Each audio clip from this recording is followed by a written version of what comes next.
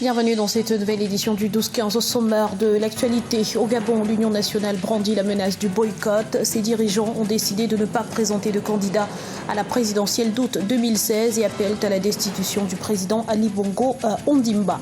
La communauté internationale s'impatiente de la situation au Sud-Soudan. Les belligérants tardent en effet à mettre en œuvre l'accord de paix signé il y a quelques mois. Et puis la lutte contre la corruption, priorité des priorités du gouvernement nigérian. Son bras armé, la commission des crimes économiques et financiers, compte près de 3000 enquêteurs.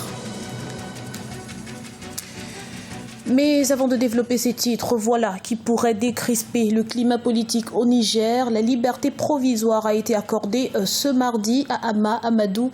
L'opposant était en prison depuis le 14 novembre 2015 pour une affaire de trafic présumé de bébés. Il se trouvait en France depuis 2 semaines pour des raisons médicales.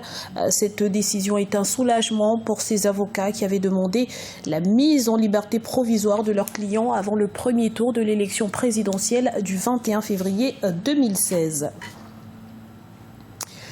La décision a été applaudie, mais on a surpris plus d'un dans les rangs de l'opposition gabonaise.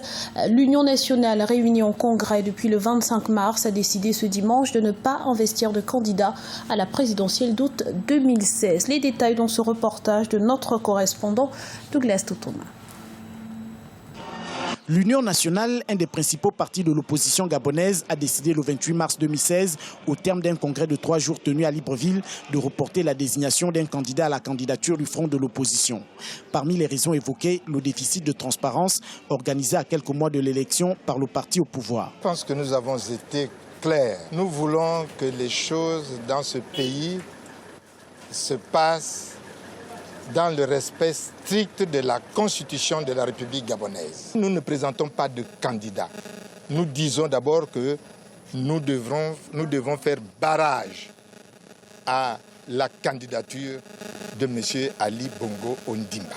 À 6 mois de la présidentielle au Gabon, les militants de l'Union nationale sont impatients de connaître leur candidat. Mais pour les responsables du parti, la priorité est de tout mettre en œuvre pour faire invalider la candidature d'Ali Bongo Ondimba. Nous estimons que, ayant posé sa candidature, nous devons d'abord tout faire pour que nous puissions faire barrage à cette candidature, parce que c'est une candidature qui est inconstitutionnelle. Le premier congrès de l'Union nationale a eu lieu quelques jours après la scission de cette formation politique de l'opposition annoncée par l'ancien secrétaire exécutif adjoint de ce parti, Gérard Ella. Rappelons que ce parti, créé en février 2010, avait été interdit par le pouvoir à la suite de la formation d'un gouvernement parallèle par André Mbobam qui s'était autoproclamé président de la République. Après des mois de négociations sans succès au Sud-Soudan, le gouvernement de Salva Kiir et les rebelles de Riek Machar ont convenu en janvier 2016 de partager les postes dans un gouvernement de transition. Mais ce nouveau gouvernement met du temps à se mettre en place, ce qui inquiète la commission conjointe de surveillance et d'évaluation du processus de paix. Explication avec Olivier Hiré-Dobré. Les retards dans la formation du gouvernement de transition pourraient nuire au processus de paix au Soudan du Sud. Au cours de la 7e réunion de la commission conjointe de surveillance et d'évaluation du processus de paix, ce jeudi 24 mars 2016, à Juba, son président Festus Mogae a exprimé son inquiétude sur le retard dans la création du gouvernement de transition, devant réunir les représentants des rebelles de Riek Machar et du gouvernement sud-soudanais du président Salva Kiir. Après des mois de négociations, les deux camps avaient convenu en janvier 2016 de partager des postes dans un gouvernement de transition. Très bientôt, je ferai un rapport au Conseil de sécurité des Nations Unies sur les progrès accomplis dans l'application de l'accord. Je reste préoccupé par les retards et les violations du cessez-le-feu qui continuent et la situation économique qui se détériore. Rappelons que la formation du nouveau gouvernement ne sera pas en soi une panacée. Le terme du gouvernement de transition qui aurait dû commencer il y a plusieurs mois s'écoule rapidement. Par conséquent, une fois de plus, j'exhorte les partis à tout mettre en œuvre pour former le nouveau gouvernement et envisager le plan d'action pour les premiers mois de son mandat. Un conflit opposant le président Salva Kiir à son ancien adjoint Riek Machar avait déclenché la guerre civile fin 2013 au Soudan du Sud. Malgré l'accord de paix signé en août 2015, les affrontements entre les deux camps ont continué, provoquant l'exil de 2,2 millions de Sud-Soudanais. En février 2016, le président Salva Kiir nomme le chef rebelle Riek Machar à son ancien poste de vice-président pour tenter de mettre fin à la guerre civile au sein de la nation la plus jeune du monde. Il faut que je sois franc en vous disant que la patience de la communauté internationale est à bout. Bien que je sois optimiste comme nous tous, le moment est venu de prouver que les engagements qui ont été pris à plusieurs reprises par les parties sont authentiques et sincères. Le Soudan du Sud a obtenu son indépendance en 2011. La guerre a fragilisé l'économie du pays, réduisant la production de pétrole qui finance la plupart des dépenses publiques. Retraite forcée pour 32 juges en Égypte. Ils avaient refusé de reconnaître la légalité de la destitution de l'ancien président Mohamed Morsi, condamné à mort en première instance, comme la quasi-totalité des cadres des frères musulmans. Rappelons que 15 juges avaient déjà été mis à la retraite d'office il y a une semaine pour les mêmes motifs.